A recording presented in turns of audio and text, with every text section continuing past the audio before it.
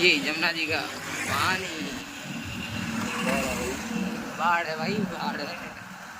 बरेली वाले हाईवे पर on the spot बनी रही है यहाँ शर्मा रिपोर्टर के साथ। वहाँ पे देख सकते हैं कितना बुरा पानी है। ठीक है, यहाँ पे भी बहुत बुरा पानी है। उधर की साइड मेरा स्कूल है जो कि अब डूबने वाला है, मुझे उम्मीद तो नहीं है। खैर 10th के बोर्ड है गाइस, बहुत बुरी हालत हो जाएगी वरना। उधर गाय वगैरह नहाने में लग रही हैं। ठीक है, और ये हमारे राइट हैंड की तरफ भी थोड़ा पानी है। घोड़ा क्या, बहुत पानी है। पानी की दिक्कत नहीं है, ऊपर से बादल भर देगा तो बहुत पूरी हो जाएगी। ये देखो गाय भैंस नहाने में लग रही है यहाँ पे मज़े से। स्विमिंग पूल ये वो।